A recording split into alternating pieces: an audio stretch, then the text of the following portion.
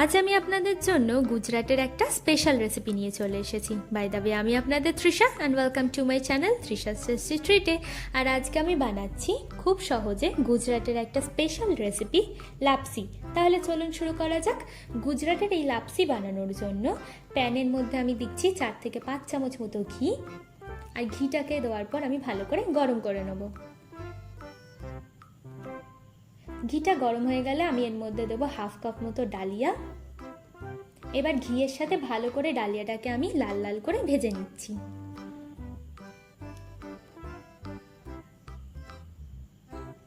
ডালিয়াটা ভাজা হয়ে গেলে যতটা আমি ডালিয়া নিয়েছি তার 2 থেকে 3 গুণ আমি জল দিয়ে দেবো। দিয়ে আমি ডালিয়াটাকে ভালো করে মিশিয়ে সেদ্ধ করে নেব। জল শুকিয়ে যাওয়ার পর যদি আপনাদের মনে হয় যে ডালিয়াটা এখনো শক্ত আছে, তাহলে ওর মধ্যে আপনারা আবার একটু জল মিশিয়ে সেদ্ধ করে নেবেন।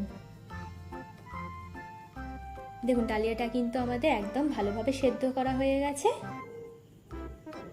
এবার আমি এর মধ্যে দিচ্ছি 1/2 কাপ মতো চিনি, দিয়ে দেবো অল্প একটু নুন, আর দিচ্ছি স্বাদ মতো এলাচের গুঁড়ো।